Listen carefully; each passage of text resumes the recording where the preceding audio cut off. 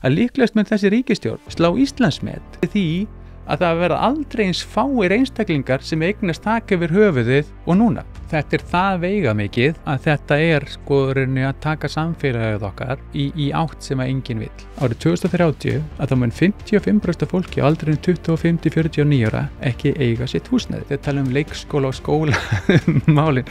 Þegar að börn á Íslandi hefur ekki fjölgað síðan 1970. Spáðu því. Þá kannski að tala það að 97% Íslendinga vilja eigna sitt eigið húsnæði. Þá eigum við að vinna í áttina því og það þjóðhagsmál að við lögum stöðuna, gefum fólki tækifæri að eignast sitt eigið húsnæði. Það eina tækifæri almennings til að eignast eitthvað. Annað að ýta undir ójöfnuð og misskiptingu og jafnvel auka fátækt.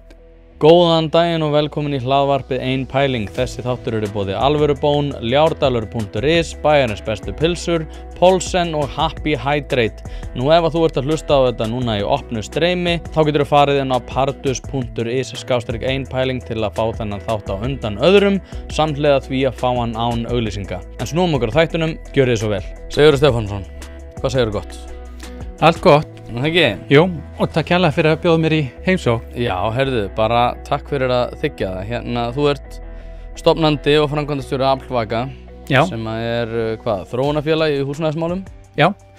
Og við erum með samvinnuverkefni með Kópavogsbæ og að skoða möguleika á öflugri uppbyggingu í Gunnarshólma, það efri byggði Kópavogs og verkefnið núna á skipulagsstigi og við verið núna, ég hef verið 3 ár síðan ég byrjaði með þessa hugmynd og lagði af stað í þessa vegferð, skemmtilega vegferð og ýmislegt sem hefur svona skemmtilega komið á óvart í þessu verkefni.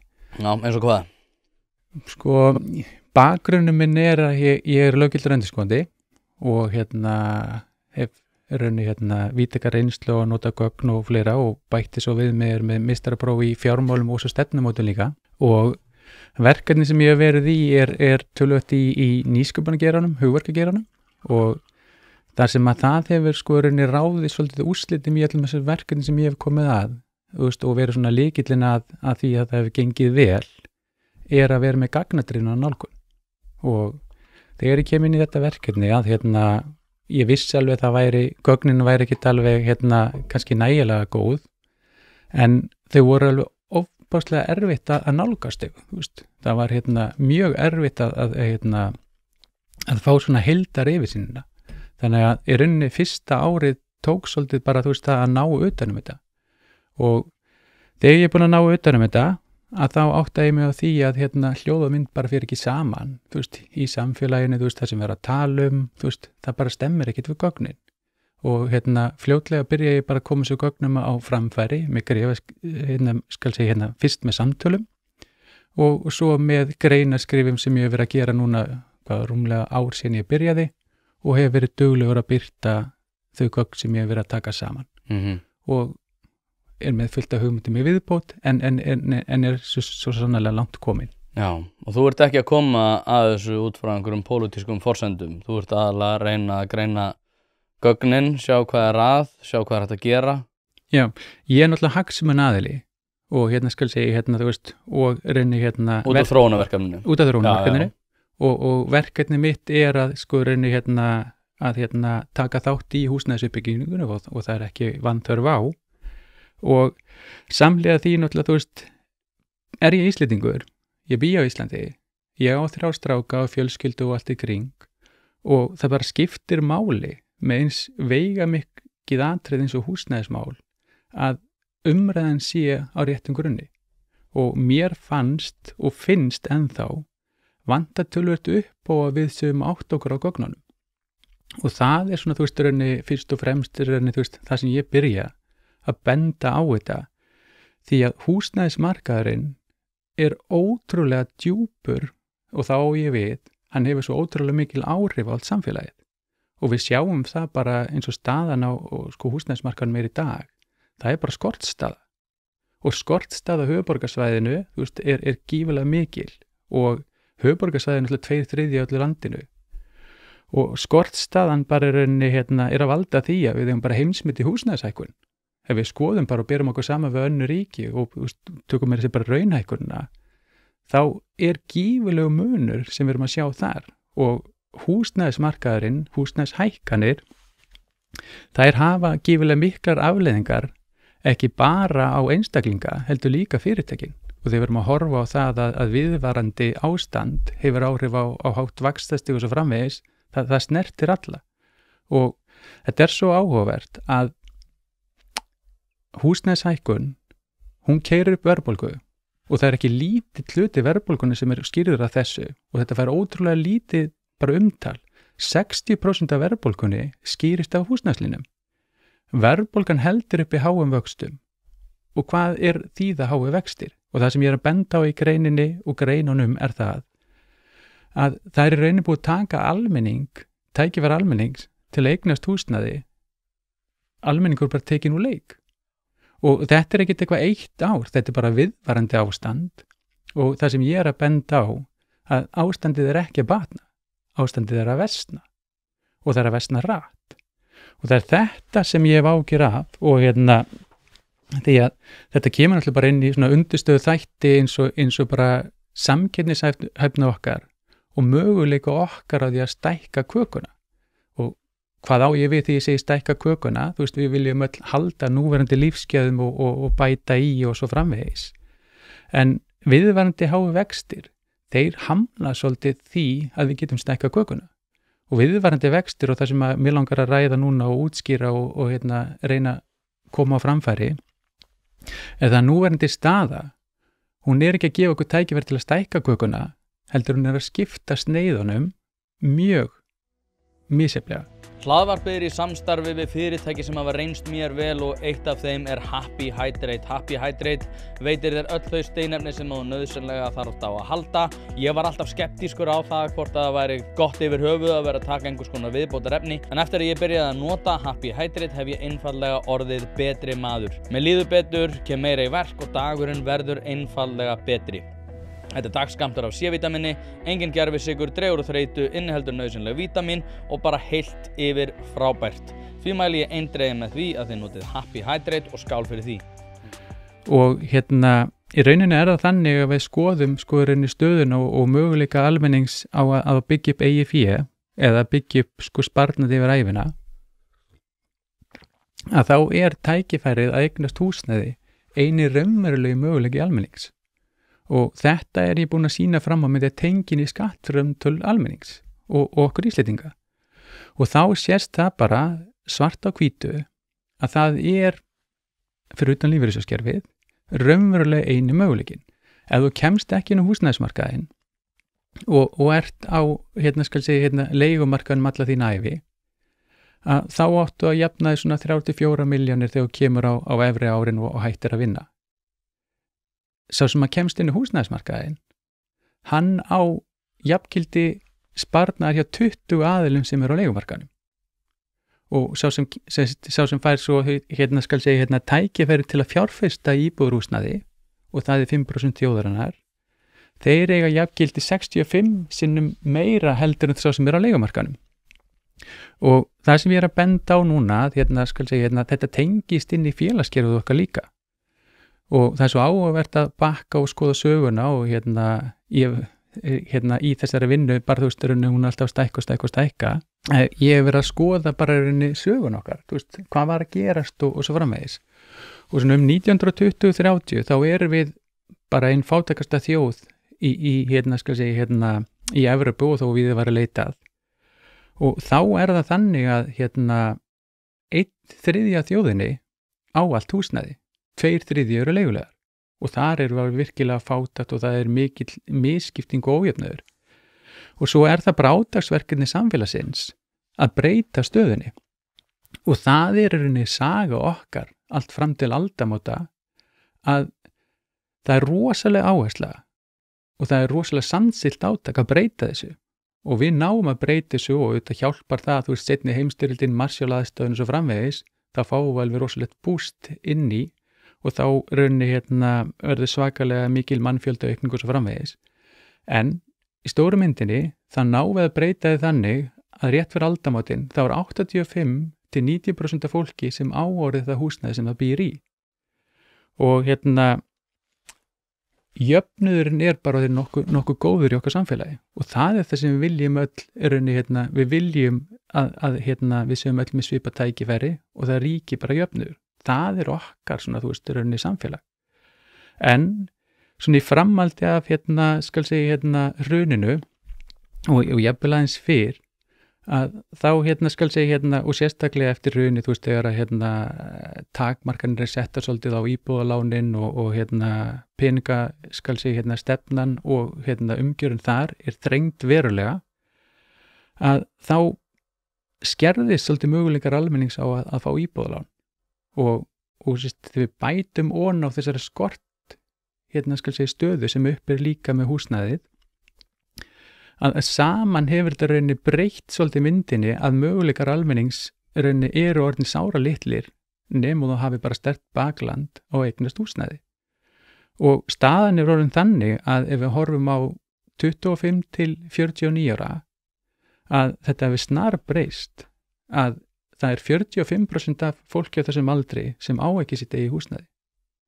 Og þetta rauninni drifkraftur ójafnaðar og misskiptingar og ég sýni fram á það með því að tengja inn í þú veist eignamyndina möguleika og svo framvegis og staðan þung og við sjáum bara hvað að gerast með húsnæðisuppbyggingu og sérstaklega höfuðborgarsvæðinu, hún ekki í takt við þörfina og þéttingarstefnan alveg góð og gild að byggja inn á við og byggja í samgönguásum og svo framvegis og nýta inn við hana já, og það mikilvægt og nauðsynlegt en það bara ekki nægilegt og ég búin að reikna það út því ég mjög gaman að tölum og nota tölur svolítið mikið til að bara þú veist, ok, hvers vegna við þú veist, hvað við og hvert stefnum við og HMS komið með mjög góð að skal segja greiningu á því hvar byggingarriðinaðurinn, hvar að byggja, hvað í pípunum og svo framvegis.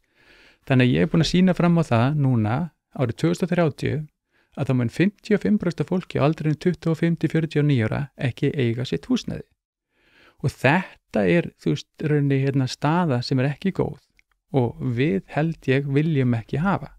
En það virðist bara vera þannig að fólk einhvern veginn ekki almennilega átt að segja á þessu. Þú veist, hversu djúpst þetta Það ekki almennilega átt að segja á gögnunum og hvað var það til gögnin, að þá ekkert nema 5 ár síðan HMS var stofnað. Þar áður voru bara byggingagrannir taldir og samtökur iðnaðarins sáum það á áætlaði. Og það alveg stórmerkilegt í sögunni þegar mann skoðar þetta, hversu lítið hefur verið haldið utan um málaflokk og hversu lítið hefur verið treyst á gögnin og haft fyrir því að safna þeim saman til átt okkur á stöðinni.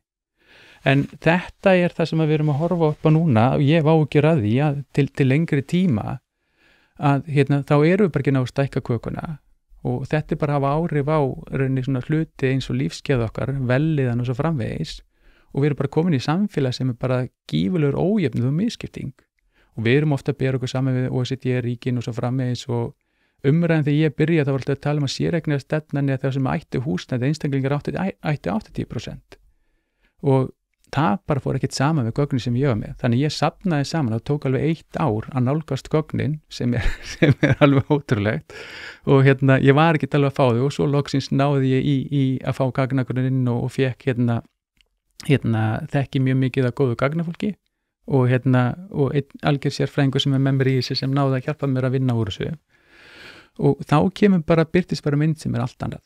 Já.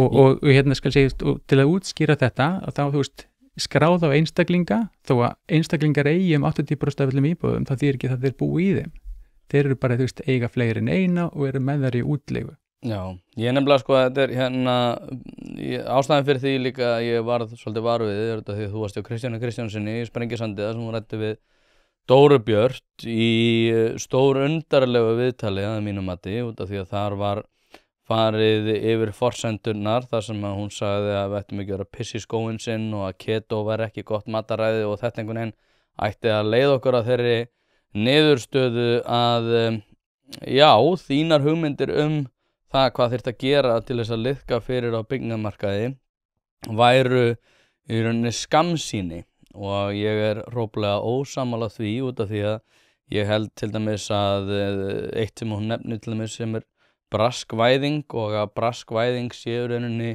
ástæða skortsins sem eiginlega öfugt að skorturinn rauninni ástæða braskvæðingarinnar og mér hefur þótt alveg ótrúlega lítið og einkennilega lítið byggt einmitt á gögnum sem eru sko fyrir hendi ekki auðsækjanlegar samt sem ennþá skrýtnara en líka að við erum einhvern veginn alltaf að skoða þeirri hugmyndafræði að húsnæði sé einhvern veginn byggt af pólitíkusum. Ég fór núna yfir að síðasta, ég er búin að vera að taka nokkuð viðtöl við Ólaf Margeirsson þar sem hann hefur sagt að fjármagn eigi sé sko nauðsyn þess að sé byggt upp og þar af leiðandi eins og þolinmótt fjármagn lífeyrissjóðanna gæti komið til með að byggja en núna einhvern veginn hugmynd sko lífeyrissjóðanna eins og Bjarg og Blæ að lífeyrissjóðanir eigi aðalega verið því að byggja fyrir niðurgreitt húsnæði sem hefur valdið ákveðinni bjögun á markaði og takmarkað aðgengi annar að lóðum og sama fjármagni og það sem að mér hefur fundist svolítið einkennilegt í þessu einmitt sko að aðkoma stjórnvalda byggist aðalega á því að stjórnmálamenn geti klappað sér á bakið fyrir það að hafa byggt í staðan fyrir að liðka fyrir því að aðrir geta byggt. Það allavega sko svo ástæða sem að ég tel helst vera þess valdandi að við séum komin á þannan stað út af því að það ótrúlega lítið farið yfir gögn, það ótrúlega lítið farið yfir það hvaða reitir þurfa að vera fyrir hendi í hversu miklu magni, með hversu mikið aðföngum, með hversu mikið af mannafla til þess að húsnæði sé byggt. Heldur aðalega erum við í því einhvern veginn að reyna að byggja í kringum einhverjar almenningssamgöngur sem að nú í dag alveg hræðilegar en verða einhvern veginn að einhverjum ótrúlegum ástæðum frábærar eftir einhver ár. Hvað svona það sem að þér dettur helst í hug þegar þú heyrir mig fara yfir þessa ræðu? Sko staðan ekki góð þegar að lóðir og húsnæði almennings og raun fjárfestingavara. Staðan ekki góð þegar að besta fjárfesting sem þú gerir með fjármagn að kaupa húsnæði sem að almenningur á að búa í. Og þetta staðan sko raunni sem að skýrist út á skortinum og almenningur á bara ekki möguleika, þú getur ekki keyptir húsnæði nema að fá lán. Og það búið taka eins og segið almenningur leik og ef við skoðum síðustu bara áratug rúmlega að þá rauninni 6 íbúðir hverjum 10 sem hafa farið til annar en þeir sem búið þeim. Staðin í dag, það sem af þessar ári að það komið í 8 og það stefnir bara í það að það verði ekkit auðvelt að komast inn í og fá lán til að segna sitt eigið húsnæði. Maður nekla hana punkt, 6 af hverjum 10 í fyrra eða hvenær segirðu? Við skoðum bara til dæmis, við tökum bara tímabili frá 2005 og skoðum bara 20 ára aftur í tíman því að gögnin ná ekki lengra, rauninni svona niðurnjörvað eða sunduluð eins og ég var að vinna með þau, að þá 38% af öllum íbúðum, nýjum íbúðum, viðbótar íbúðum, þar sem einstaklingar búa í og eiga þær. 62% eru í eigu annara og þeir sem búa í þeim að leigja þær. Og ástandið sko rauninni að breytast hratt, það til verri vega og eins og til dæmis það sem af þessu ári að 8 af hverjum 10 íbúðum fara til annar aðila heldur en búa í þeim. Og þetta rauninni það sem ég að benda á að möguleikar almennings á að eignast eitthvað að eignast taka yfir höfuðið. Og pólitík og fleira, ber ábyrgð á umgjörðinni og umgjörðin bara ekki eins og bestur á kosið og ég hef verið að leggja áherslu á að skilja hvers vegna erum við hér, af hverju og það sem áhugavert að það ákveðnar leikreglur sem settar af samfélaginu, sem settar af pólitíkusum á hverjum tíma og svo framvegis og þær hafa bara ekki verið uppfærðar í allt og langan tíma. Og eins og ég kom inn á Sprengisand og ætla að rifja þess upp með ykkur núna, þannig að áttu ykkur á því hvað að tala um.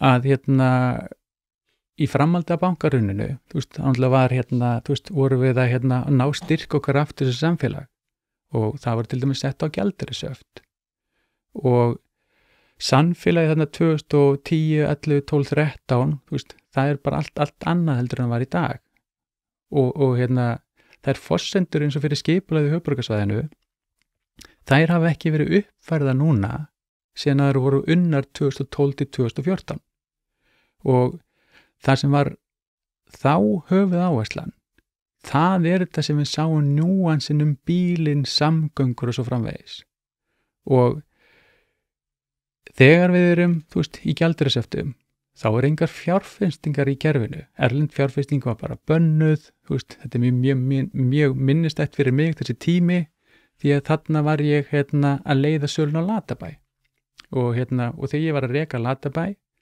að þá þurfti ég að koma allir með allan gjaldeyri heim en ég þurfti að fá sérstætt leyfi á Seðlabankanum til að borga ákveðna reikning og svo framvegis. Það eiginlega ekki tækt, þú veist, bara, þú veist, það tók bara smá tíma því ég var þú veist, í gögnunum bara ég þurfti að setja mig aftur í stellingarnar og bara, þú veist, þetta var bara svo allt annað umhverfi og það sko rauninni að sjá fyrir hvernig samfélagi myndi þróast næsta áratuginn var bara ekkert, þú veist, eins og ég skil alveg það og þú veist, bara skipulagið og gögnin sem voru notuð þá þær byggðu til dæmis á bara mannfjöldisbá Hagstofu og á þessum tíma þegar að skipulagið sett 2015 þá gerði Hagstofa ráð fyrir að við myndum fjölga sem Íslendingar 100.000 á 50 árum. Svo raun gerist það bara og rauninni að við erum búin að fjölga og munum ná 100.000 í aukningu á aðeins 15 árum en ekki 50. Og það sem áhugavert að allir forsendar í skipulaginu það ekki uppfærðar. Hlaðvarpið í samstarfi við Ljárdalur.is. Ljárdalur sérhæfir sig í innflutningi á smágröfum og öðrum vinnuvélum og leggur mikið upp úr því að veita fljóta og persónulega þjónustu við hvern og einn. Hvort sem þú ætlar að gera upp sumarhúsið, gera upp garðinn eða hvað eina, þá ferðu á Ljárdalur.is og tryggir þér smágröfu til þess að klára verkið. Ég veit að það eru margir iðnaðarmenn sem hlusta á þetta hlaðvarp og þið farið inn á Ljárdalur.is og látið draum ykkar rætast þið hafið alltaf viljað að eignast litla smágröfu. Ljárdalur.is, kíkið á það, þið verðið ekki fyrir vonbrigðum. Og það sem merkilegt við þetta að Ertu að tala skipulag Reykjavíkurborgar? Skipulag höfuðborgarsvæðisins. Höfuðborgarsvæðisins almennt? Já. Er ekki Kópavogsbær með annað, eru þeir með samhent skipulag á öllum reitum? Já, til að skilja þetta út af því að höfuðborgarsvæði 2/3 landinu, þá skal ég fara aðeins onni í þetta að samtök sveitafélag höfuðborgarsvæðinu samanstanda af 7 sveitafélögum. Kjós, Seltjarnarnes, Reykjavík, Kópavogur, Hafnarfjörður og Garðabær. Þannig og öll saman standa þau að það sem kallað samtök sveitafélag höfuðborgarsvæðinu.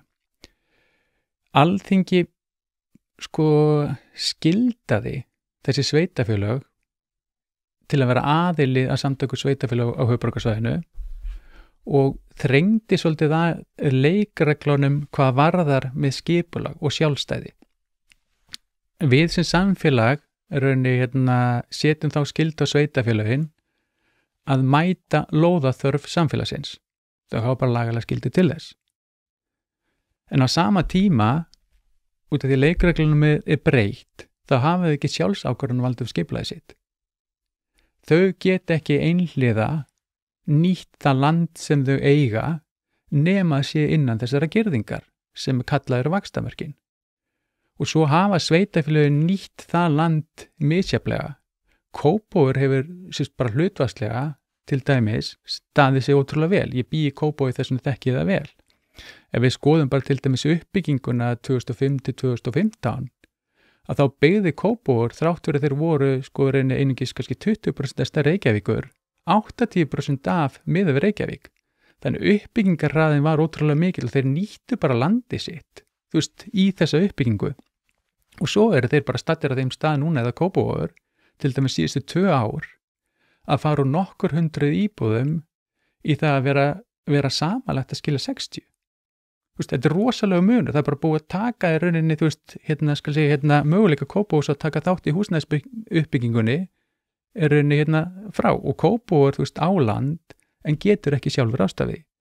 Þannig við förum aftur aðeins í forsendurnar, þú veist, rauninni hvaðan, þú veist, rauninni þegar þessi vaxtamörk voru sett, þá var áformum að byggja stærra landsvæði eins og Úlfarsdalur austur.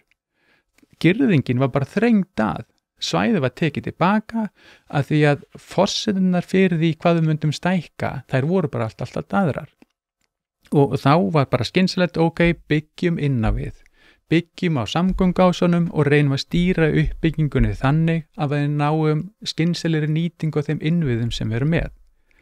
Það sem mér þykir merkilegt í þessu, að allt þetta plan snýst bara umferð og samgöngur og það vantar til dæmis bara það sem ég hefur að leggja höfuðáherslu á, tökum til líðfræðinar. Við Íslendingar erum ung þjóð og upp úr 1940, þetta er henni innrásinni hjá hernum og svo Marshall-aðstoðinni, þá var bara rosaleg mannfjöldaukning hjá okkur. Og meðalstærðin þar þegar fæðingatíðnin var 4,5 það því það að meðalstærð fjölskyldu var svona 5-6 og allt húsnæði var byggt í kringum það. Svo breytist samfélagið og fæðingatíðni minnkar og svo framvegis og engin umfjöllun þetta er að finna í þessum áætlunum. Og þessar áætlunir eru núna óhreyfðar og orðnar yfir 10 ára gamlar og áhrifin að því hvernig við byggjum og svo framvegis, það er ekki tekið inn í. Og þetta er svo áhugavert bara í ljósi til dæmis, við viljum ekki fara vonið það núna, en mér finnst alltaf svo áhugavert að tala leikskóla og skóla málin, þegar að börn á Íslandi hefur ekki fjölgað sér 1970, spáðu því. Það er ótrúlega merkilt í allir þessari umræðu skóla og leikskólmálin og mér finnst þetta alveg stórmerkilegt. En virkar eins og eitthvað klúður, sko? Já, en þú veist, það er alveg efni í annan þátt og bara mjög áhugavert. En það sem vantar líka að taka tillit til að og ég verið að benda á að þegar þú ert búin að skilgreina svæði sem þú mátt fara í uppbyggingu og þú byrjar á því sem að gengur hraðast. Þú byrjar á þeim svæðum. Að ég verið að taka saman og aftur ég löggiltur endurskoðandi kann að reikna út veldur að það byrða og ég kann líka að reikna út hvað tekur langan tíma með heimildir sem eru komnar inn í skipulag og það sem er kallaði deiliskipulag, það þýðir að sveitarfélögin sjálf hafa valdum það að koma þeim í uppbyggingu. Frá því þú byrjar skipulagsferlið þá tekur það 18 ára að klára íbúðar uppbyggingu og þetta er alveg ótrúlega að sjá hvað þetta gengur hægt því að svæðin er alltaf orðin svo erfið, þú ert alltaf með minna og minni svæði og þú ert farin að stýra uppbyggingunni og þegar við erum að þétta að þá er eignarhald, það er byggð fyrir, það er atvinnubyggð og svo framvegis að það tekur bara óheyrilega langan tíma. Þetta er allt mikilvægt og nauðsynlegt að byggja og nýta þetta svona en staðan er bara mjög skýr, þetta er ekki nægjanlegt og svo langt frá því. Og svo er aðrar veigamikla forsendur sem við erum að horfa á til dæmis eins og bara, gengur svo hægt uppbyggingin að til dæmis 2021 að þá mátu við það að það væri orðið ófremdar ástand af húsnæðismarkaðunum og það væri 4.500 fjölskyldur sem vantaði húsnæði. Áriði fyrra bendir HMS á, reiknar upp skuldina og mín skuldir hærri heldur en HMS og ég er með mótel og FC og allt í kringum það, að þeir benda á hún sé komin í kringum 15.000. 12-15.000 hafa nefnt og þrýstingurinn er það mikill að uppbyggingin er það hæg að við erum ekki ná að byggja. Íbúðaskuldin er að vaksa hraðar heldur en uppbyggingin.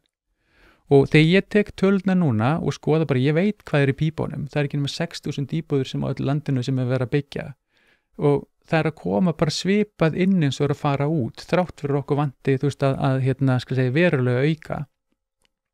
Að við erum ekki ná að halda í við þetta og íbúðaskuldin mun aukast með tilhærandi þrýstingi og ég verið að benda á það að 2027 verðum komin í 20.000 og það sem er svo áhugavert við þetta allt að þegar verið að ræða húsnæðistörf og verið að tengja við nýja Íslendinga og ferðaþjónustuna og svo framvegis að líðfræðin, hún er svo ótrúlega hún tekur svo mikið til sín því nú erum við að minnka fjölskyldunar og svo framvegis þannig að það er minna færri og færri sem búa í hverju íbúð eins og til dæmis á höfuðborgarsvæðinu.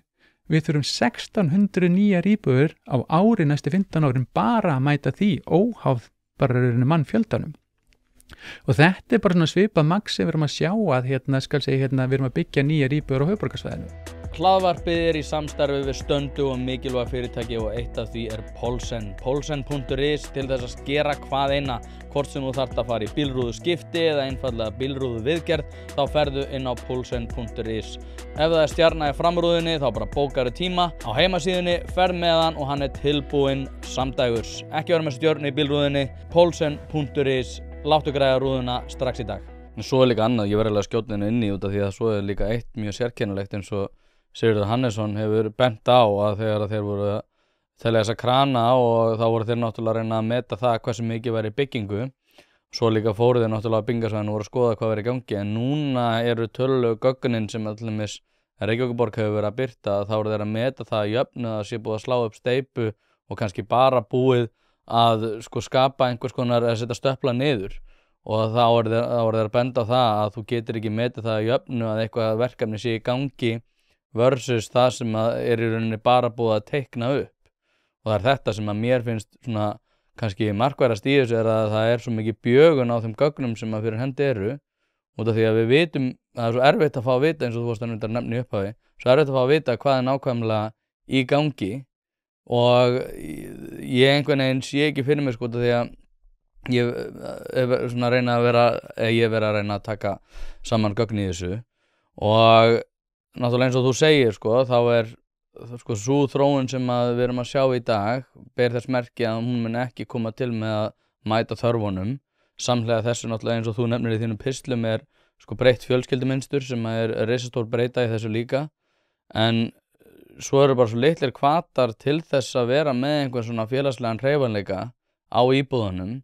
Út af því að náttúrulega fólk, húsnæðisverð hækkar og hækkar og við einhvern veginn að elta skottið á okkur, það mun koma til með að verða líklegri til þess að koma til með að halda áfram hækka út af því að skorturinn er svo mikill og þá er hvatinn í því að vera með einhvern svona hreyfanleika, hann verður minni og minni þannig að fólk mun koma til með að hafa stærri og stærri einingar utan eina mannesku. Þetta hefur þau áhrif að fjölskyldur eru ólíklegri til að stekka við sig og fjölga sér sem hefur áhrif á líðþróunar sem þú ert aðeins búin að koma inn á. Þannig að þetta er svo risastóra breytur og ég veit ekki af hverju að fólki finnst húsnæðismál vera áhugaverð upp að einhverju leyti, en svo þegar þú kemur inn í svona dítelin að þá einhvern veginn hljómar það kannski þurft eða eitthvað, en þetta er svo eins og þú ert búin að vera að koma inn á, allt þetta sem þetta hefur áhrif á er eitthvað sem við tökum svo sjaldan inn í reikningin þangað til að vera með einhvern veginn komin með það í óefni. Og að svona ýmsar eins og með líðþróun og fæðingatíðin og annað sem að fer niður og niður. Við myndum aldrei tengja það við húsnæðismarkaðinn, en ég einhvern veginn bara sé ekki eins og fyrir mig hvernig við getum rætt þetta öðruvísi. Nei, og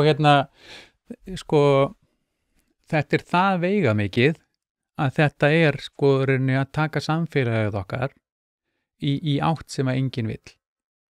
Og til að ljúka þessum forsendum sem ég er að nefna, þú getur verið með stefnu, en stefnan í dag er ekki gagnamiðuð stefna.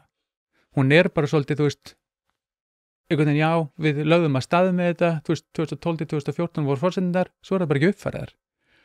Og það þýðir sóun.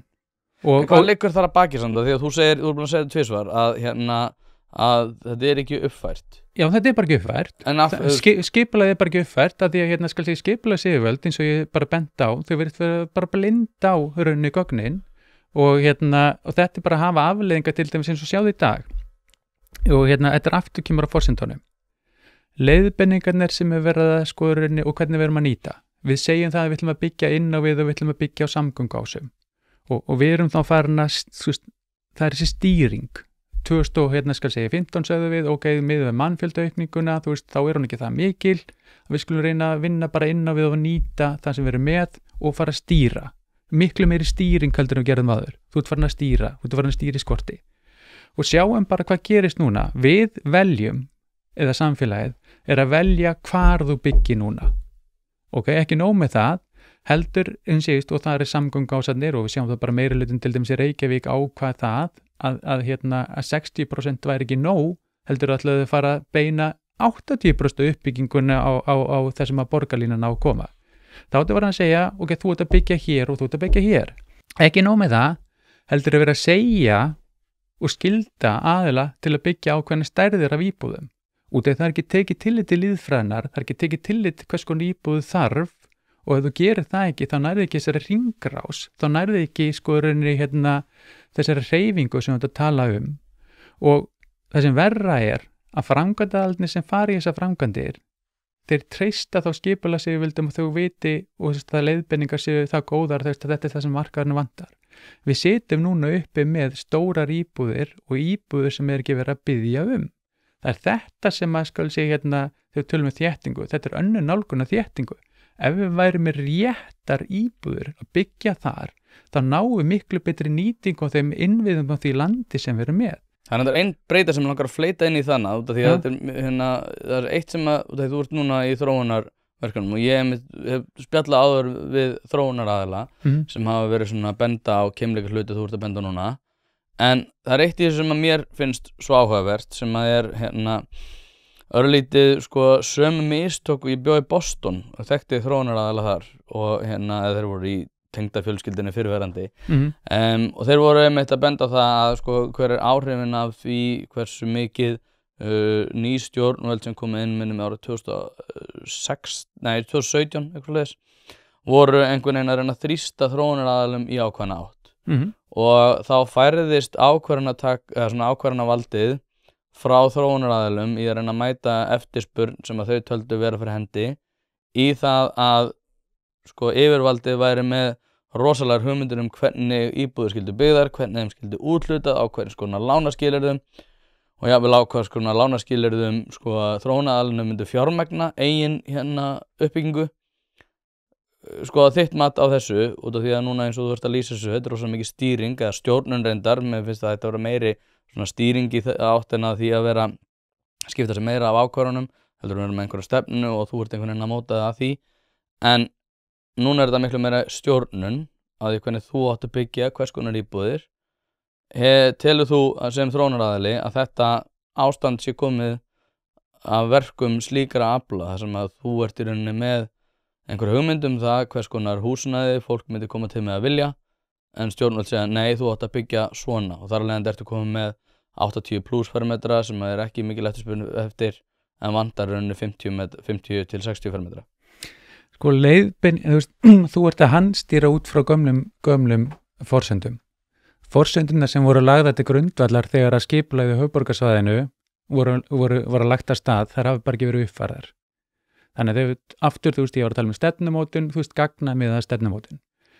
Nefnum bara sem dæmi að skal segja allar nýjar íbúðir. Þar áttur við vitum að fjölskyldur að minnka, fjöldi einmenningsheimila að stóraukast og við verðum þannig eftir 15 ára cirka 40% plus af heimilum verða einmenningsheimili. Það er það sem við sjáum á hinu Norðurlöndunum og við erum 15 ára eftir. Þrátt fyrir þetta eru meðalstærða nýjum íbúðum jafn stórar á lagerinn okkar. Það er engin skynsemi í því. Við eigum að byggja okkur vantar inn á markaðinn minni íbúðir. Okkur vantar skoðurinn og við erum verið að sjá það að herbergjum hefur verið að fækka en íbúðnar er jafn stórar. Sjáum bara til dæmis eitt gott dæmi sem ég sá bara í Morgunblaðinu hvort það var í síðustu viku. Búseti var að klára flott hús í Vogabyggðinni og það eru 13 íbúðir sem eru núna að auglýsa búsetur rétt að og svo framvegis. Það voru 13 íbúðir, veistu hvað meðalstærðin var? Það eru 2-3 herbergja. Meðalstærðin er kringum 100 fermetrar. Ég ætla að giska 85 og það vera rúmlega. Já, það eru 3 íbúðir sem eru minni 95 fermetrar. Og 3 herbergja? Já, 2-3 herbergja íbúðir. Íbúðirnar eru bara allt og alltaf stóra. Þó við tölum hagkvæmt húsnæði og þegar strákarnir mínir og börn, ungt fólk er að koma inn á húsnæðismarkaðinn, þá skiptir ótrúlega miklu máli að vera með úrval af minni íbúðum því það er auðveldara þegar að verðið á nýjum íbúðum er komið í 1.000.000 til 1200.000 skall að kaupa bara þá fermetra sem við vantar. Það myndi allir segja ok, ég vill 100 fermetra en svo þegar kemur að því þá kannski ræðið ekki við nema 70 fermetra. Og það er þarna sem ég er að benda á að til dæmis að ná betri leiðbeiningum það hvað það vantar. Framkvæmdaraðilarnir og þróunaraðilar hafa verið að benda á þetta en þeir fá bara ekki að breyta. við erum með sveitafélög sem segja að 30% af íbúðum megi vera 4 og 5 herbyggja. Það er ekki eftirspurn eftir því. Og þessar íbúðir eru til dæmis góður kostur fyrir fjárfesta því þá getur þú verið með herbyggilegu. Excel-skjali lítur ótrúlega vel í þeim. Þannig að þetta er partur af því sem að ég segi forsendunar hafa ekki verið uppfærðar. Og þetta er graf alvarlegt mál að það sé ekki verið að leiðbeina og það sé verið að stýra því það verið sóun. Hvað gerist ef þú ert framkvæmdaraðili, ferðir í 2 ára verkefni, 3 ára verkefni, ert búin að setja milljarða í það, svo situr þú bara fastu með, það selst ekki það sem þú ert með. Þá getur ekki losa það fjármagn og haldið áfram. Og þá halda menna sér höndum og í háu vaxtastíðin sem er núna, við þurfum að mynda hringrás og við þurfum að nota bæði fjármagni vel og við þurfum að nýta þá fjárfestingu sem við höfum farið í vel.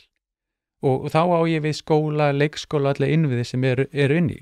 Og við þurfum aðeins að það þarf að vera hugafarsbreyting því við þurfum að horfa á það ný hverfi þurfum ekki alltaf að vera eins og gamla hverfin voru. Við þurfum að skoða eins hvernig ná við réttir hringrás og svo framvegis. Og til dæmis eins og bara Vogabyggða hverfið, það voru ekki byggði leikskólar, til dæmis það sem gerist í Skorrstöðu og þú ætlaðir einhvað en af því að það er svo mikið skorstað þá bara haga markaðin sér öðruvísi. Það er miklu meira barnafólki heldur en átt að koma hana. Urriðaholtið, munið þú veist skólinn sem átt að vera búið að reikna út og svo bara allir miklu meira börnum og það er stærri skóla og svo framvegis. Þannig að þú veist... Bryggjuhverfið allir mjög gott dæmi þetta. Þú nærði ekki réttri stýringu. Og svo í þessum forsendum að og muniði Eyjafjallagosið 2010, það var náttúrulega frábær landkynning fyrir okkur Íslendinga. Þannig framhaldi að því kom náttúrulega, þú veist, bara ferðaþjónustan virkilega lyfta okkur upp og það var náttúrulega rosaleg breyting sem gerðist þar og af hverju koma inn á það, þú veist, var þetta húsnæðismarkaðin og skipulagði höfuðborgarsvæðinu, að því að það hvergi minnst á þann fjölda sem á hverju einasta degi sem gistir á höfuðborgarsvæðinu. Og þetta er náttúrulega ótrúlega stór breyta því að til dæmis bara núna einhvern júnidag þá erum við jafn marga sem að gista á höfuðborgarsvæðinu og búa í Garðabæ. Og það er ekki svona búið að uppfæra forsendunar gagnvart skipulaginu til að mæta þessari þörf. Já, ég reyndar heyrði þið fara með þessar tölur Ég held að reyndar að séu tölur hærri heldur en þú ert að tala út af því að þegar ég var að fara yfir þetta, ég var að gera reyndar út af öðru verkefni samvættu við Landspítalann, þar sem ég var að gera meistaraverkefni mitt í samvættu við mannaflaþróun og þar kom í ljós að allavega samkvæmt tölum stjórnarráðsins að yfir sumarmánuðina eru í kringum 270.000 viðbútar einstaklingar erlendir á landinu út af ferðaþjónustunni og ég, út af því þú talar eitthvað um 30.000 að bara á höfuðborgarsvæðinu, en það getur verið að þessi dreifir svona vel landið. Já, ég heyrði í Samtök ferðaþjónustu og þú veist, það er ekki góð gögn þetta, heyrði aðeins í þeim og ef við horfum bara á, þú veist, það er svona kringum kannski þessum upplýsingur sem ég fekk, svona 60.000 á hverjum degi, þú veist, raunni sem að og hlutfallið af þeim sem eru á höfuðborgarsvæðinu, það er svona cirka raunni 1/3 af þeim, þaðan koma þessar tölur. Okay. Og þannig að þá erum við að horfa á í kringum 22.000 og svo ertu með, þú veist, það er svona áhugaverð breytingi svo með skipin sem að, þú veist, að sigla í kring, það er að vera svo mikið skipti farþega og þeir eru að byrja að koma núna inn á þunga og það er ekki miklar upplýsingar þá og ég held að það geti verið svona 1000 auka þar og þessar upplýsingar byggja þessu, það er eins og með margt annað, það er ekki aðgengilegar og en þetta þessar áætlanir sem að ég heyrði Jóhanesi og bara undir hann og þetta var svona hans svona grófa grófa mat á hvað væri margir. Hlaðvarpið er í samstarfi við fyrirtæki sem hafa sett svip sinn á íslenska menningu og eitt þeirra eru Bæjarins bestu pylsur. Ég og þú vitum alveg að þegar við fáum okkur pylsu sem er ekki frá Bæjarins bestu og þá vildum við að svo væri. Það segir það í orðinu, þetta eru Bæjarins bestu pylsur. Þið vitið það, ég veit það, skellið þessu hlaðvarp í eyrun, farið á næsta sölustað og kaupið ykkur tvíhleypu ásamt einhverju góðu að drekka. Já, en svo er önnur breyta og þessu þá náttúrulega er þörfin mikil út af þessu líka, en nú hefur viðskiptaráð verið að fjalla stofnkostnað og annað sem að standa öðrum til boða umfram aðra þróunaraðila sem að er 46% niðurgreiddur til dæmis af eða 46% afsláttur fyrir þá sem eru í svokölluðu svona niðurgreiddu húsnæði, og niðurgreitt húsnæði samkvæmt svona hugmyndafræði allavega Reykjavíkurborgar að það ætti að vera í kringum 75% af því húsnæði. Nú vitum við til dæmis eins og margar af þessum einingum eru leigueiningar og samkvæmt allavega leigjendasamtökunum þá eru aðeins 9% af þeim sem eru á leigumarkaði sem vilja vera á leigumarkaði, þannig að það er mikil eftirspurn eftir séreignarstefnunni. Ég minnir að 78% af þeim sem bjuggu á Íslandi voru í eigin húsnæði í fyrra, og það sé sko að milli ára hafi verið komið niður í 75%. Þannig að frá þessum 90% sem þú varst að tala um í sambandi við séreign, þá eru við búin að falla niður tiltölulega, og reyndar ekki tiltölulega, bara mjög hratt. Og það sem mér finnst svolítið áhugavert út af því að þú ert þróunaraðili, að nú erum við að sjá til og með stofnkostnað sem er töluvert minni fyrir aðra þróunaraðila miðað við til dæmis eins og Blæ og Bjarg, og svo mætir Halla Gunnarsdóttir í viðtöl og segir að ástæðan fyrir því að húsnæði er svona dýrt út af því það eru bara gráðugir þróunaraðilar og byggingaverktakar sem eru bara að maga krókinn og eru ekki að selja íbúðina sínar út af því að þeir hafa hag af því að selja ekki eignina sínar. En á sama tíma er félag eins og hún rekur núna að fá niðurgreiddan stofnkostnað, og ég einhvern veginn ég horfa á þessa mynd og ég skil ekki hvernig hún fer heim og saman við þá svona pólitísku umræðu sem við erum að sjá dagsdaglega, samanborið við það að ég er alltaf að hugsa til þess að vera iðnaðinn, bara hvernig gerum við best úr því sem að við erum með. Nýtum hámörkum í rauninni skilvirkni allra þróunaraðila, allra aðfanga, alls mannafla, allra þeirra svona forsenda sem eru inn í þessu kerfi. Og mér finnst að þegar við erum með þessar forsendur, þar sem við erum búin að bjaga markaðinn fyrir ákveðna þróunaraðila, og ég veit alltaf softball til þín út af því að þú ert í þessum málum, og ég hugsaði með mig bara, ok, ég er enda ekkert að móti því að stofnkostnaður sé minnkaður 46%, en af hverju er það þá ekki boðið fyrir alla? Ég ætla að svara sem mjög vítt. Það er örugglega hentugt. Eða bregðast við því. Sko, ég kem alltaf að því að það er mikilvægt og nauðsynlegt að þeir rauninni hugsa þá sem að minna mega sín og félagslegu forsendum, og svo er það stjórnmálum hverjum tíma sko rauninni að útfæra það hvernig það er gert og svo framvegis. Sko, af hverju eru við og skal segja svona grunnurinn af skortinum er ég búin að draga fram og útskýra það mjög, og forsendunar hafa gefur uppfærar, og ég eftir að ræðum þarfir atvinnulífsins og framvegis, og það er bara verið að færa það og ekkert vera að úthlita þeim nýjum svæðum og svo framvegis. Og það er algjörlega magnað að undirstaða alls er sjálfbærni höfuðborgarsvæðisins og svo framvegis. Það byggir á við höfum atvinnu fyrir okkur. Það byggir á að við getum unnið að auka lífsgæðin okkar. Það er bara ekki eins og í þessum forsendum sem ég er að tala um. Þannig að alveg sama, ég er búin að draga fram 7 veigamiklar atriði, af hverju það ekki verið uppfært. Skortstaðan, það núna sé komið þannig að það sé verið að pumpa upp virði á lóðum, það sé verið að halda þeim öllum á takmarkuðu svæði, og ég oft tala um kvótakerfi til að reyna að útskýra hvað ég á við. Að uppbyggingarheimildir innan höfuðborgarsvæðisins eru núna í kringum 50.000, það voru 57.000 í lok 2023, og þessi 50.000 þá dug okkur til árið 2040, en við sjáum það öll að það er bara enga veginn að gera það, og það er að hægjast á uppbyggingunni því svæðin vera þyngri og þyngri eftir sem við klárum þau sem að ganga hraðast.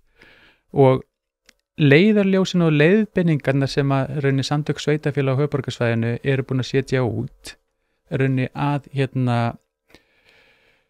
þær stemma ekkert við þarfir samfélagsins, og það þegar þú ert búin að festa alla inn í því, þá er bara raunni að velja, byggja hér og byggja hér, að því að leiðarljósin og leiðbeiningarnar voru hagkvæmur vöxtur, það var ekki hagkvæm húsnæðisuppbygging. Og það er búið að breytast núna, það liggur alveg ljóst fyrir að þessi 50.000 uppbyggingaheimildir, þær eru bara allt og rýrar, það er allt og fáar. Og það sem gerðist til dæmis núna bara með meirihlutasamstarfinu í Reykjavík, það var staðfest það að flugvöllur myndi ekki fara.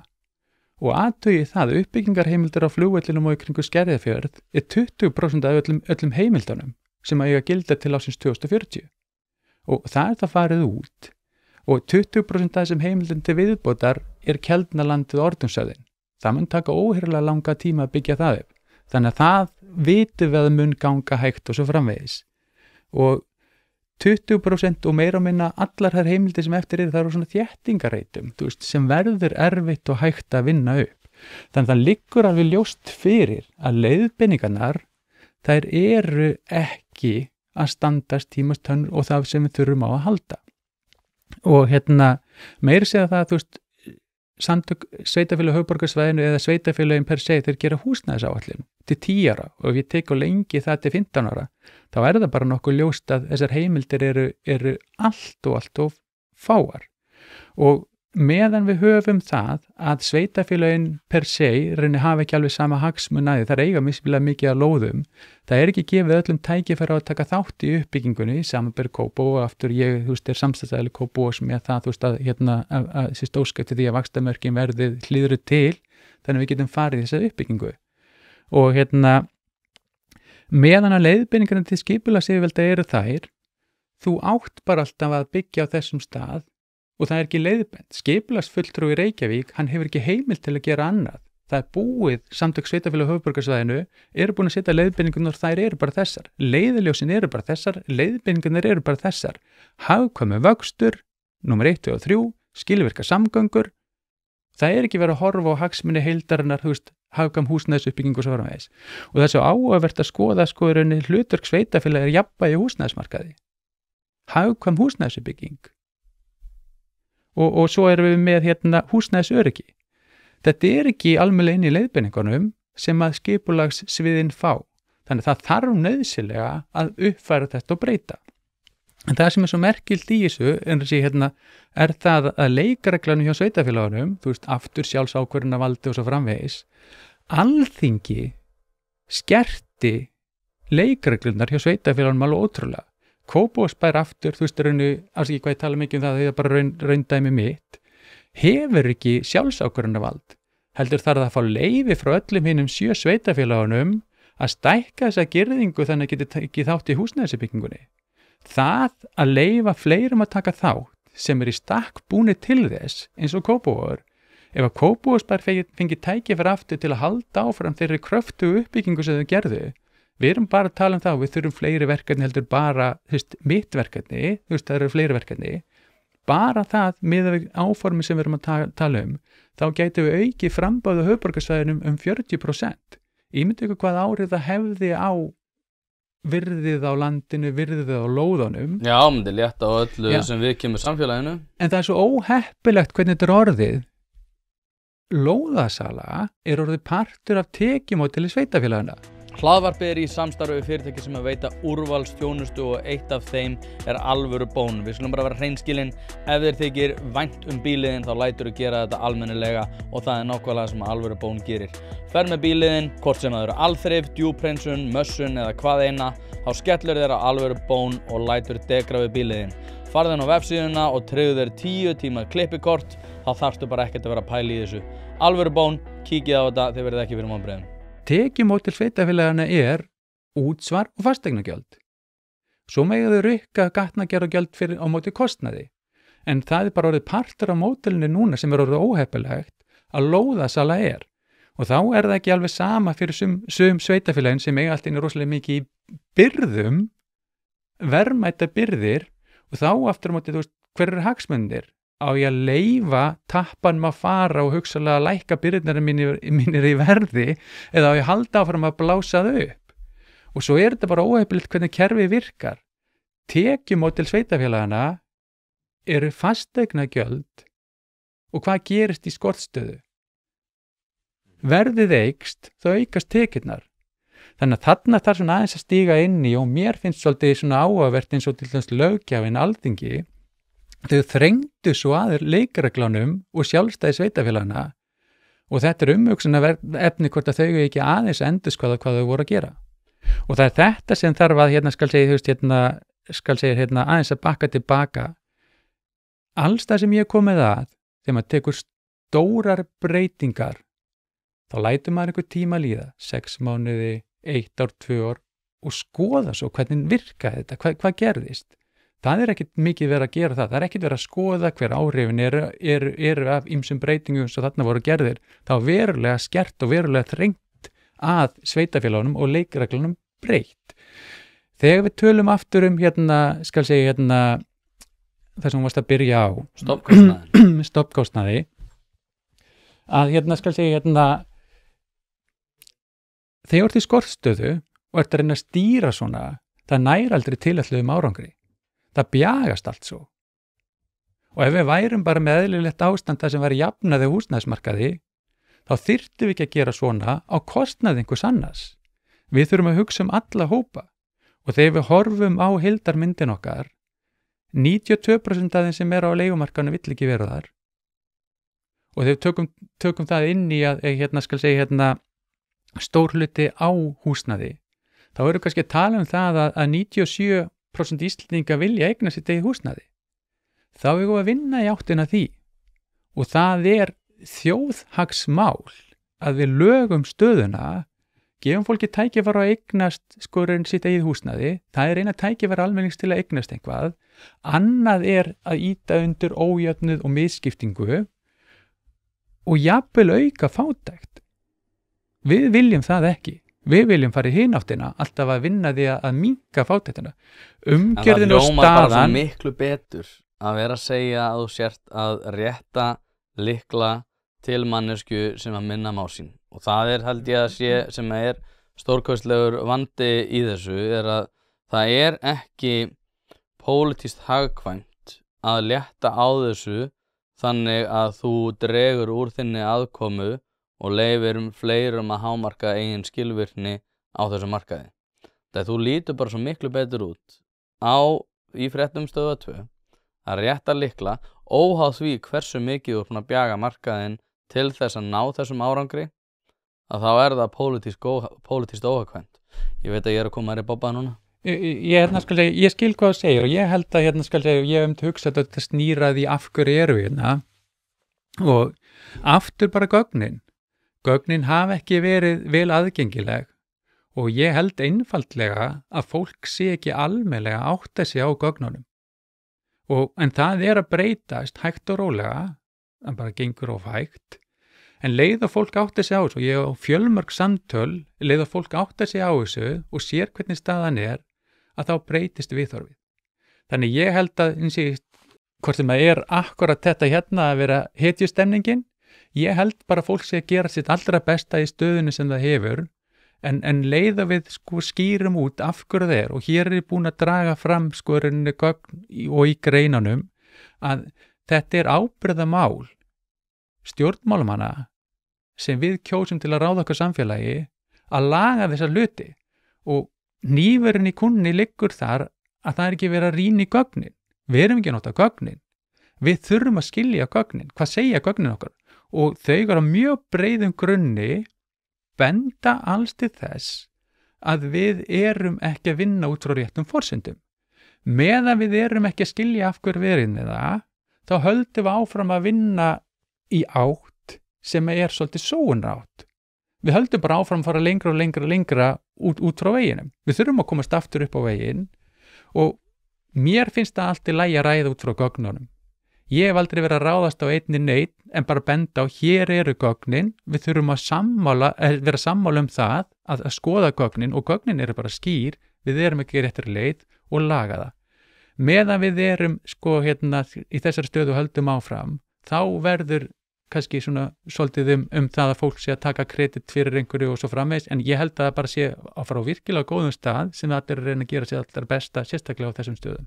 Já, mér finnst þú vera allt og kurteis því ef að þetta þitt allra besta að þá áttu einfaldlega ekki að vera í stjórnmálum ef að þú getur ekki og þú talar eitthvað að fólk þurfa að vakna. Ég held ekki að fólk þurfa að vakna.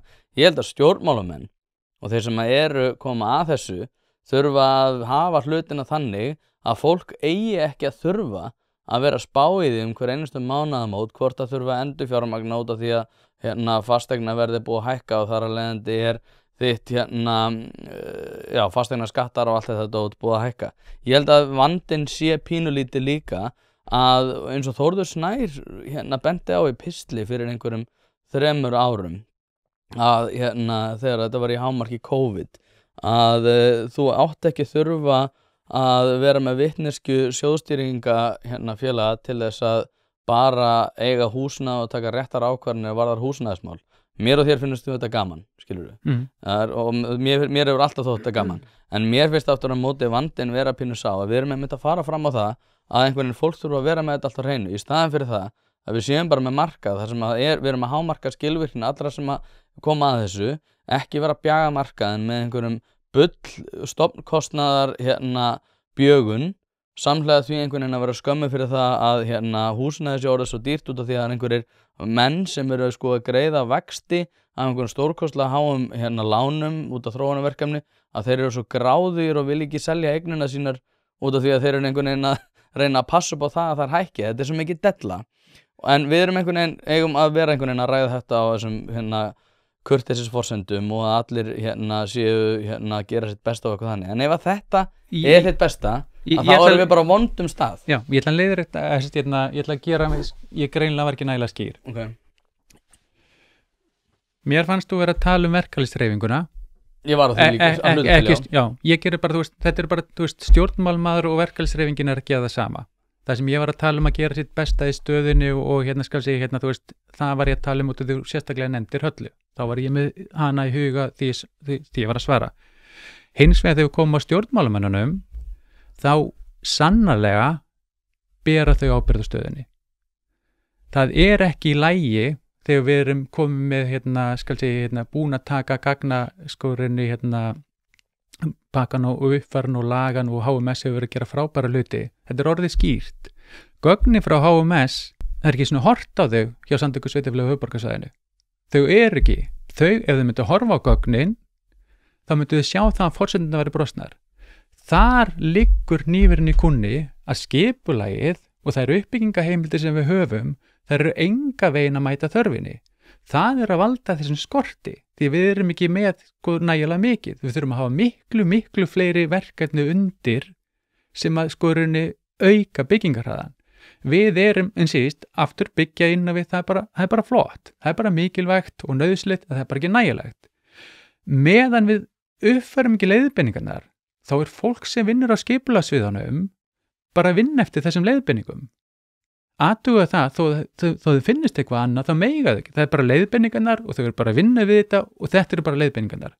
Meðan við lögum ekki leiðbeiningarnar, meðan við horfum ekki á gögnin, þá bara höldum við áfram þarna. Vont verður verra og eins og við erum að segja, undirliggjandi þrýstingur á verðbólgu, háa vexti, heldur bara áfram að aukast. Sem að þrýstir svo á húsnæðisverði sjálft, sko? Já, og við sjáum þetta. Almenningur kemst ekki inn á húsnæðismarkaðurinn nema í gott bakland. Það er einungis 2 af hverjum 10 íbúðum sem fara til þeirra sem að búa í þeim og ef við erum að sjá íbúðuskuldina, fjöldi fjölskyldna fara úr 15.000 í 20.000 og það sem er eiginlega bara mjög vont er að þetta það er svo erfitt að hreyfa við þessu og eftir sem að árin líða þá verður þetta bara vont verra. Athuga það að húsaleiga sem hlutfall af markaðsverði húsnæðis hefur ekki verið lægra frá aldamótum og þegar við skoðum verðbólgu þrýstingin að þá er húsnæðisliðurinn 30% af verðbólgumælingunni 25% af verðbólgumælingun okkar er leiguverð og HMS er búin að benda á þetta til lengri tíma að þá skal segja ábilið ekki vera svona mikið, heldur mun það ná jafnvægi. Þannig við erum að horfa á það að næstu árum mun leiga á húsnæði hækka hraðar heldur en húsnæðisverðið og við sjáum það út frá skortunum að húsnæðisverðið mun bara halda áfram að aukast sem þýðir það að bara húsnæðisliðurinn og leigan mun líklegast bara ein og sér vera yfir verðbólgumarkmiðum Seðlabankans. Og við erum að horfa í baksýnisspegilinn síðustu 10 ár, þá hefur húsnæðisliðurinn ekki verið 6% af verðbólgunni, hann hefur ekki verið 20%, hann hefur ekki verið 30%, hann hefur verið 60%. Af hverju óskopunum færi þetta ekki meiri athygli, heldur raun ber vitni, þegar 60% af verðbólgunni er húsnæðisliðurinn. Og hann mun halda áfram að vera svona mikill. Það verður rosalega erfitt, þetta er mjög áhugavert, eins og við horfum bara, raunni áfram, að húsnæðisuppbygging næstu ára, við munum líklegast sjá, eins og segja, nú þetta stjórnvöld sem að leggja mikið upp úr húsnæðisuppbyggingu og jöfnuði og svo framvegis, að líklegast mun þessi ríkisstjórn slá Íslandsmeti því að það verða aldrei eins fáir einstaklingar sem eignast taka yfir höfuðið og núna. Það verður bæði lítil húsnæðisuppbygging og hún mun fara til annara heldur en búa í þeim. Þetta bara eins síst, aftur, þetta svona grunnurinn af ójöfnuð og misskiptingu og til dæmis hvað þetta svo viðamikið, þetta svo áhugavert að skoða þetta. Við erum hamingjusamasta þjóð í heimi. Veistu af hverju það er? Já, þetta lyfjana sem við tókum. Nei, að því að við búum við jöfnuð.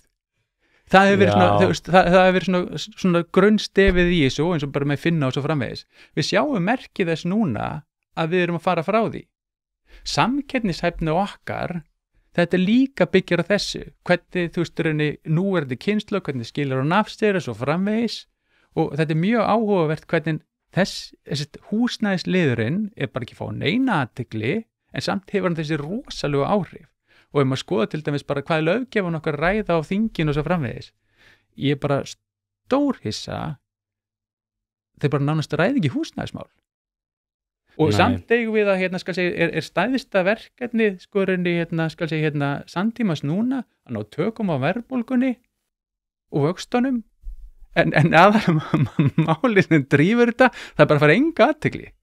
Nei, og svo þetta, ég var að tala við fasteignasala núna fyrir skömmu sem hefur reynslu á þessu markaði og með áratugarreynslu og hann var að segja við mig að hér áður fyrir þá hafi verið svona tiltölulega auðvelt, þú sérð ákveðina kannski þróun í minnstu einingunum oftast til að byrja með sem að færa svo yfir í millistærð og svo hámillistærð og svo stærstu stærðinar og svona stærstu sérbílin eru kannski að taka við sér síðast út af því að þú ert að sjá bara svona ákveðina þróun upp á við.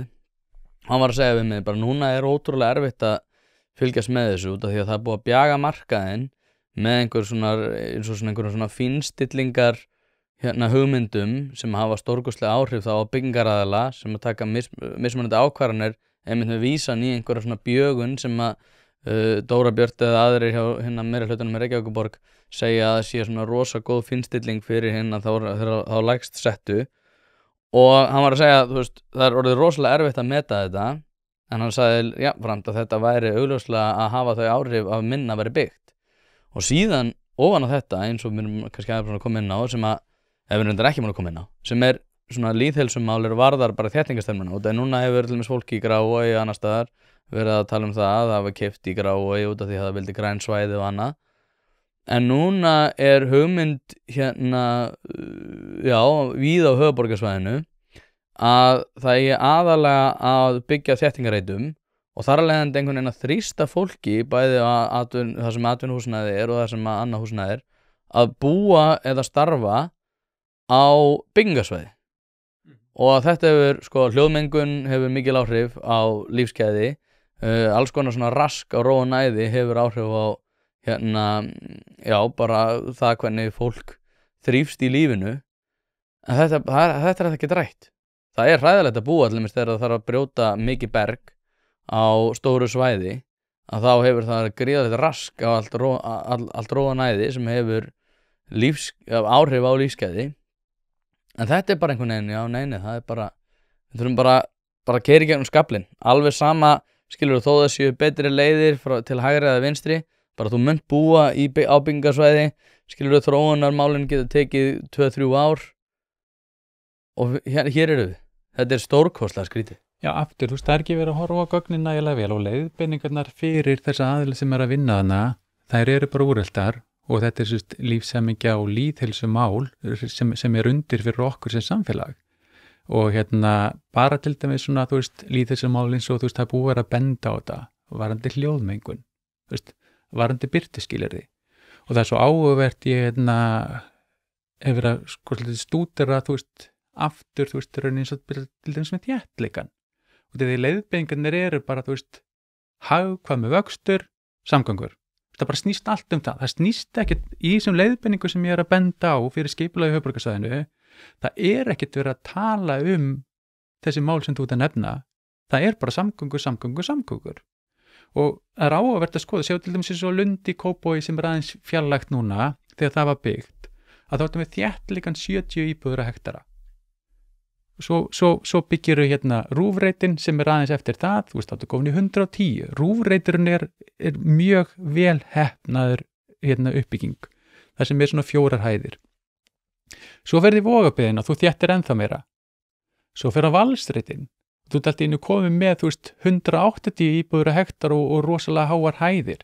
Þú veist, við erum að bera saman við til dæmis einhvað á Norðurlöndunum þar sem sólin bara, þú veist, reynir ekki miklu vera niður, þú veist, en hjá okkur á hliðinni. Þannig að stór hluti íbúðina fær ekki eins og birtu. Og svo erum við með fyrir ofan Smáralindina, þú veist, reynir þar, þú veist, þetta er engar smá byggingar.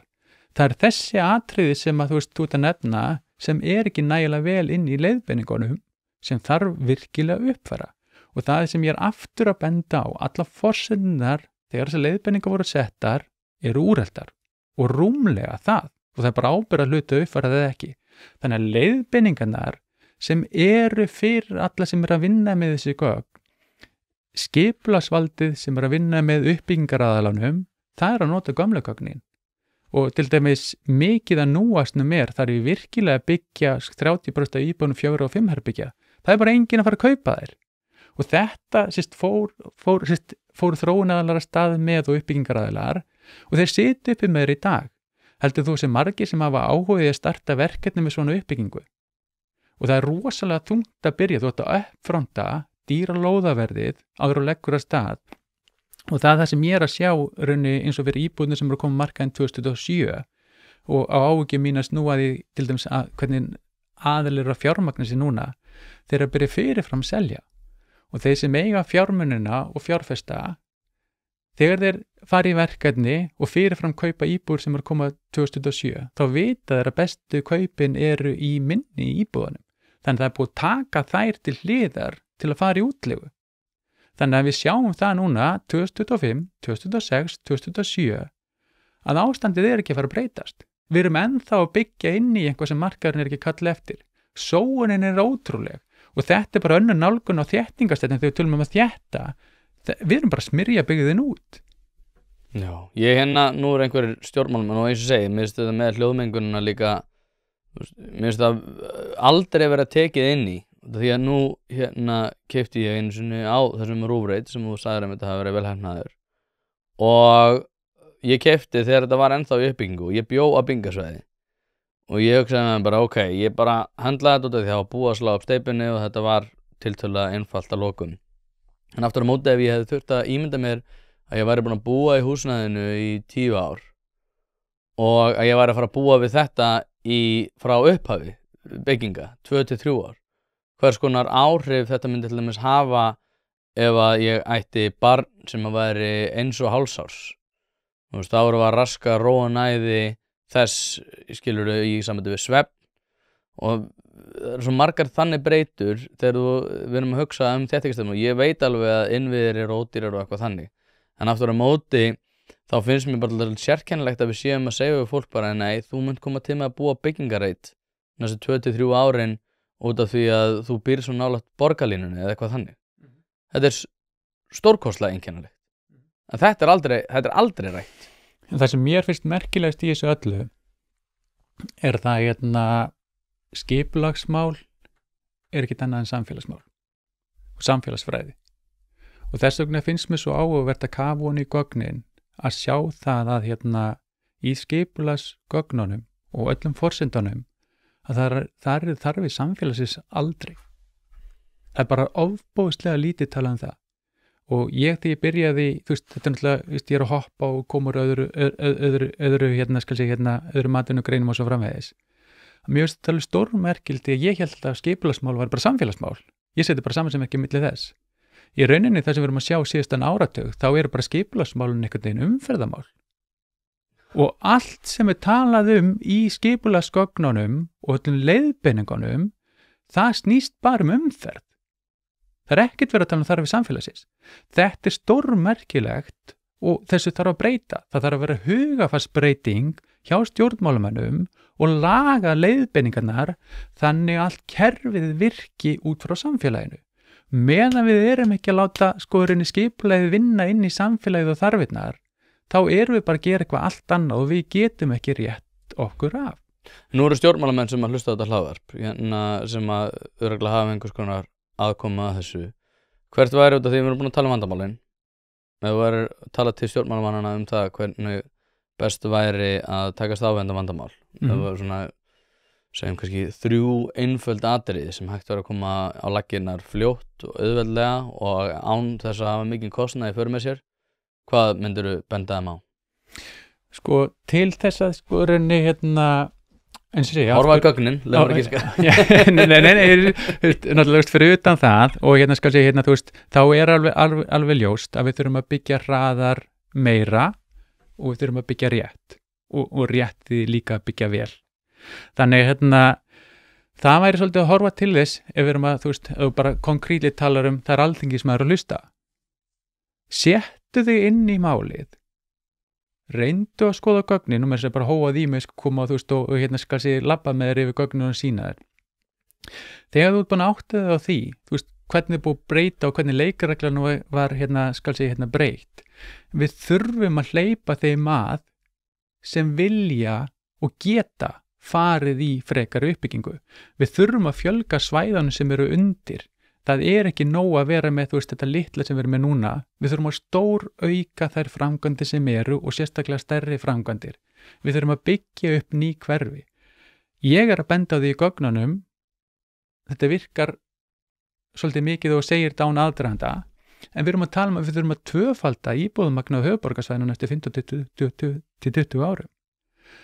Og við erum bara núna að rétta ná lýðfræði skoðurinni, þú veist, þörfinni. Við erum ekki að ná inn skoðurinni fyrir nýja skoðurinni Íslendinga og mannfjöldaaukningun sem á sér staði líka.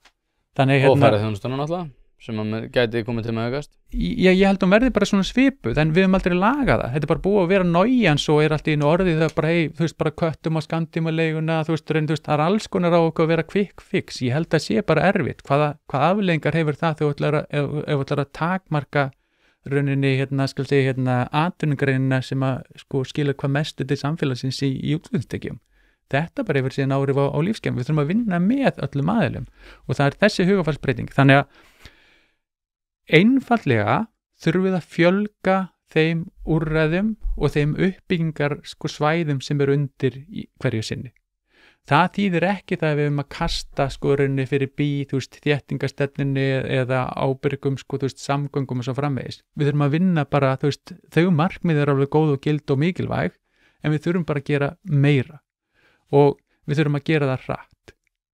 Og það er það sem að ég sé framundan, að meðan að þú ert með einhvern veginn neitunarvald og hvert eitt sveitafélag getur bara sett nei við hitt og svo framvegis, að þá erum við, að því að það er ekki verið að horfa á gögnin. Og í þessari umræðu, þá er umræðan alltaf bara leiðarljósin segja þetta.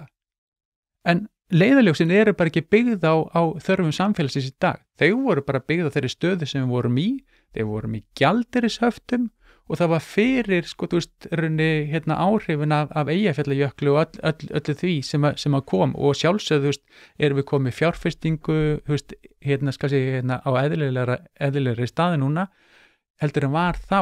Þannig við erum bara að bera saman allt annað samfélag og framtíð sín sem við höfðum þá heldur en í dag. Og þannig að fyrst og fremst fókusið á þetta. Þetta er stóraðrið, þetta er það sem við sem samfélagum erum að kalla eftir. Ekki hafa þetta þannig að lóðir séu fjárfestingavara og húsnæði almenning séu fjárfestingavara og hún er orðin besta fjárfestingin. Því að við vitum það, að sérstaklega skal segja við eigum meiri pening eftir sem við eldumst. Að besta fjárfesting þeirra sem eldri eru og öruggasta, þau hafa gengið í gegnum upp og niður og svo framvegis, það er að fjárfesti steypu. Og nú er það þannig að til dæmis ef við tók bara arðsemi 500 stærstu félag á Íslandi, hún á ekki breyki húsnæðishækkun. Þetta er svo bjagað. Þannig að fjármunir fara frekar í þá uppbyggingu og hvað þýðir það? Þá er aldrei að stækka kökuna, heldur eru við að skipta sneiðanum misjafnlega. Og það er ekki gott til lengdar, hvorki skemmri tíma, niður lengri tíma. Við þurfum að stærstu kökunar stækka mest. Já, og ég meina við erum að sjá það að 5% af landsmönnum á 30% af íbúðunum. Manstu, ég var að segja þegar við vorum eitt fátækasta ríki í heimi, að þá átti 2/3 en það var 2/3 bara leigulegarnir. Við erum bara að stefna rætt í það, og því ég sýni gögnin hvert við erum að stefna fyrir 20, 50, 40 og 9 ára, að það hefur spágildi að við sem komin að þann stað árið 2030 að 55% eru leigulegar. Það er ekki samfélag sem að við viljum sjá. Sem að ég vil búa í. Sem þú vilt búa í. Það er frasin sem er alltaf sagður. Já, en þú veist, þetta er svo merkilegt eins og mér finnst bara raunni eins og þetta er bara færingaartikli. Og þetta kemur annars slegið upp einhvern veginn, þá veist, þá koma greinaskrif, þétting er málið og svo framvegis. Þú veist, það er, þú veist, við erum ekki að tala um það að við ætlum að henda því út úr gluggan. Við þurfum að vinna með það líka, en það er bara ekki nægjanlegt, við þurfum að gera betur. Og þetta mun bara halda áfram að meiri krafti, og við bara raunni skal segja, heldur við séð áður. Framleiðni og skilvirkni eru bara ekkert svakalega cool í dag í stjórnmálunum, sem er frekar sérkennilegt, og það er eina sem við ættum að vera að spá í, en þar hafið þið það. Þið eru allavega komið með góða leiðbeiningar að hvernig á að leysa þetta. Sigurður Stefánsson, takk æðislega fyrir að koma, og þangað til næst. Takk hérlega fyrir að bjóða mér.